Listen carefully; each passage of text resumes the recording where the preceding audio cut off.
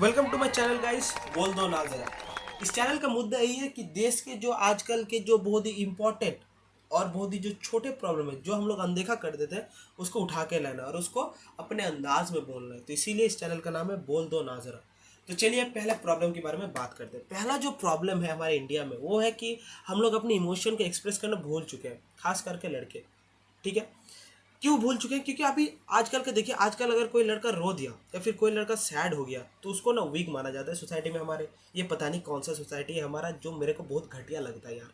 क्योंकि यार लड़के तो इसका मतलब ये थोड़ी ना कि दुख खत्म हो गया है, हम लोग का दुख और ज़्यादा है। मैं लड़कियों को डिसरिस्पेक्ट नहीं कर रहा हूँ, बट मैं बता रहा हूँ कि लड़कों के दुख बहुत ज़्यादा है लड़कियों से।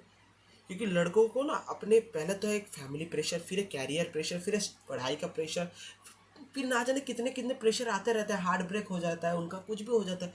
और बेचारे अपनी इमोशन दिखा भी नहीं सकते बाहर, क्योंकि अगर बाहर इमोशन अपना दिखा दिया तो भाई सोसाइटी तो उनको वीक माननी है, जिससे वो और डिप्रेस्ड होना है। तो भाई हमारे सोसाइटी को जो है इससे अपलिफ्टमेंट होना चाहिए। हम लोग हर टाइम इक्वालिटी की बात करते कि लड़कियों और लड़कों में इक्वल राइट्स होने चाहिए, इक्वल सब कुछ होना चाहिए। तो भाई ये जो free to express your emotions है इसको भी इक्वल होना चाहिए। प्लीज़ आप किसी को जज मत कीजिए यार ऐसे ही। कि कोई अगर लड़का साइड में बैठ कर रो रहा है यार 2 पल, तो उसका हो सकता है उसका कंडीशन खराब है, कुछ भी चल रहा है, इसीलिए भाई वो रो रहा है, तो भाई उसको रोने दो, उसको ऐसे जज मत करना चालू कर दो। ठीक है, अब दूसरी मुद्दे के बारे में बात करते हैं। बोल दो नाजरा में दूसरा मुझे मुद्दा है वो ये है कि हमारे देश में आजकल भाई रिलीजन के नाम पे जो दंगे हो रहे हैं ना, इनके बारे में है दूसरा मुद्दा। तो ये मुद्दा थोड़ा सीरियस है, पर मैं बताऊंगा ज़रूर। देखो आजकल क्या हो रहा है ना, कि कुछ भी हो रहा है हमारे देश में, कुछ भी हो रहा है, किसी दोनों के बीच में अगर मारपीट भी हो रहा है, नॉर्मल टाइप का फाइटिंग हो रहा है, तो उसको भी ना रिलीजन के एंगल दिया जा रहा है, रिलीजन के एंगल पे बताया जा रहा है। और जिससे क्या हो रहा है ना, इससे कुछ हो या ना हो पता नहीं इससे कौन सा बेनिफिट मिलता है, पर इससे एक चीज़ ज़रूर हो रहा है। जो बाहर के जो कंट्रीज़ है उनको ये जरूर लग रहा है कि इंडिया का जो इंटरनल कोर या फिर जो इंटरनल इन्वायरमेंट है वो बहुत गंदा है, इसमें हर टाइम रिलीजन चलता रहता है यार। यहाँ पे मन नहीं जाना है हमको कि यहाँ पे यहाँ गए तो यहाँ पे हर टाइम तो रिलीजन ही देखने को मिलेगा। तो ये हम जो वर्ल्ड के पर्सपेक्टिव है ना, वर्ल्ड के पर्सपेक्टिव से हम लोग बहुत वीक बनते जा रहे हैं। और जब तक ये रिलीजन का मुद्दा नहीं ठंडा होगा ना, जब तक हर एक हिंदुस्तानी अपने आप को हिंदुस्तानी नहीं मानेगा, जब तक हर एक हिंदुस्तानी अपने आप को हिंदू मुस्लिम क्रिश्चियन या फिर जो भी फलाना फलाना जो भी रिलीजन हो, मैं सारी रिलीजन को रेस्पेक्ट करता हूँ, मैं सारे रिलीजन को नमन करता हूँ कि आप लोग प्लीज़ एकजुट हो जाइए। क्योंकि हम लोग एक सुपर पावर बनने की ओर रह रहे हैं, हम लोग एक डेवलप्ड कंट्री के बारे में सोच रहे हैं। और अगर हम लोग इस छोटे छोटे मुद्दे बनाते रहे तो हम लोग कभी भी बन नहीं पाएंगे, ऊपर से हम लोग वीक बनते जाएंगे। ठीक है, तो ये मेरा रिक्वेस्ट है इन सबसे। और इसी मुद्दे को खींचते हुए मैं तीसरा मुद्दा बताऊंगा इसका, जो है हम लोग का मीडिया। हम लोग का मीडिया ये एक बहुत ही इंपॉर्टेंट चीज़ है। अब बात ध्यान से सुनिएगा। आजकल कुछ भी कोई भी हो रहा है, आजकल हर एक जो मीडिया चैनल है वो ना दो इसमें टूट चुका है, एक है लेफ्ट विंग, एक है राइट विंग। आप लोग ध्यान से देखिएगा न्यूज़। आप लोग जब न्यूज़ का कंटेंट देखिए तभी आप लोग को समझ में आएगा कि ये राइट है और ये लेफ्ट है। ठीक है, कैसे हम बता रहे हैं देखिए। जब कोई हिंदू कोई दुर्घटना घटाता है तो लेफ्ट विंग मीडिया क्या दिखाती है कि उसको बढ़िया से दिखाती है, कि हाँ चैनलाइज करती है बढ़िया से, कि हाँ एक हिंदू ने एक एक कुछ दूसरे कम्युनिटी के पर्सन को मार दिया या फिर दूसरे पर्सन कम्युनिटी के पर्सन को हैरेस किया, जो भी क्या। और जब एक मुस्लिम कम्युनिटी का आदमी या फिर एक क्रिश्चियन जो होता है, ईसाई ईसाई जो होता है, ईसाई कम्युनिटी का आदमी, या फिर कोई भी फैलाना जो आपका हो गया रिलीजन का आदमी, जब हिंदुओं पर अटैक करता है या फिर दूसरे किसी कम्युनिटी पर अटैक करता है, तो राइट विंग मीडिया तो कुछ और दिखाना चालू कर देती है कि हाँ। तो ये जो है ना, ये किसी कहीं ना कहीं हमारे कंट्री को भी दो हिस्सों में टूट रहा है, लेफ्ट विंग राइट विंग में तोड़ रहा है, जो कि बहुत गंदा, और इसका असर यूथ पे बहुत गंदा गिर रहा है यार।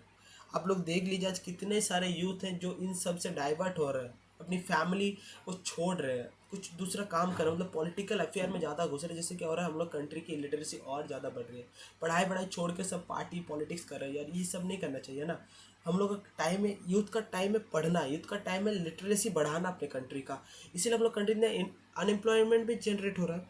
तो हम लोग इन सारी चीज़ों को समझना चाहिए। जब तक हम लोग इन सारी चीज़ों को नहीं समझे कैसे होगा। और इसमें मीडिया को मैं तो मतलब क्या बोलूँ, मेरा मेरा देश का मुझे न्यूज़ देखना ही पसंद नहीं आता, क्योंकि जब भी टीवी खोलता हूँ कोई इन्फॉर्मेटिव न्यूज़ नहीं, कोई ऐसा न्यूज़ नहीं जिससे कि मेरा मतलब न्यूज़ देखने की इच्छा करे। हर टाइम राइट वो दिखाते रहता है।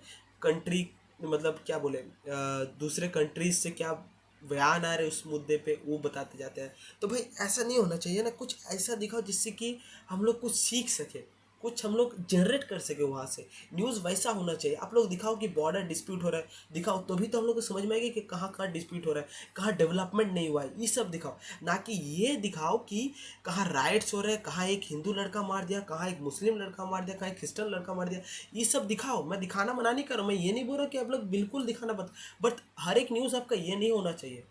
आपका ये न्यूज़ भी होना चाहिए अलॉन्ग विथ आपका दूसरा और इन्फॉर्मेटिव न्यूज़ भी होना चाहिए, ताकि हम लोग न्यूज़ देखें। वैसे हमारा मीडिया का आप लोग देख ही सकते पोजीशन क्या है, तो हम लोग को वहाँ से उठना है। तो मीडिया सेक्टर को भी मैं रिक्वेस्ट करूँगा, जितने भी चैनल हैं न्यूज़ के, कि आप लोग प्लीज़ अनबायस्ड हो जाए 2 मिनट के लिए और कंट्री के बारे में सोचे, ना कि अपने टीआरपी के बारे में। हर चीज़ पैसा नहीं होता यार, हर चीज़ में आप लोग पैसा देखते रहते, तो ये आप लोग गलती है।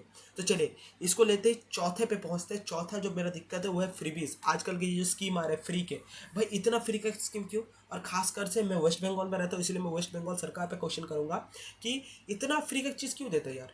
इतना फ्री का चीज़ देना अच्छा नहीं है। वैसे ही हम लोग बहुत सारे डेप्ट में चले चुके हैं, इतना उधारी हो चुका वेस्ट बंगाल पे, लेकिन आप लोग फ्री का देना मना ही नहीं करते यार।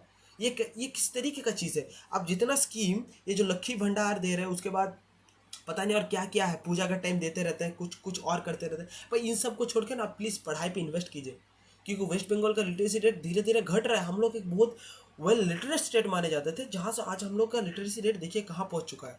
तो प्लीज़ ये सब फ्रीबीज देना बंद कीजिए, और पढ़ाई पे जो आप ये फ्रीबीज पे स्कीम ला रहे हैं ना, वो प्लीज़ एडुकेशन पे इन्वेस्ट कीजिए या फिर इंफ्रास्ट्रक्चर पे इन्वेस्ट कीजिए, ताकि यहाँ पे एम्प्लॉयमेंट जनरेट हो। क्योंकि आज अगर बाहर का कोई बोलिएगा ना कि वेस्ट बंगाल में जाके काम करे, वो नहीं करेगा काम, क्योंकि उसको मालूम है वेस्ट बंगाल का एनवायरनमेंट क्या है। तो प्लीज़ मेरा वेस्ट बंगाल का गवर्नमेंट से रिक्वेस्ट है कि प्लीज़ आप लोग अपना ये जो फ्रीबीज वाला धंधा है इसको प्लीज़ बंद कीजिए, और एडुकेशन पे और इंफ्रास्ट्रक्चर पे ध्यान दीजिए। तो इसी के साथ आज की ये बोल दो नाजरा का जो एपिसोड है मैं ख़त्म करता हूँ। कल फिर आऊँगा एक नया एपिसोड लेके, एक फिर नया मुद्दा लेके, और तब तक के लिए मेरे चैनल को सब्सक्राइब कर दीजिएगा और बहुत सारा प्यार दीजिएगा। चलिए, जय हिंद, जय Bharat, good night, peace out.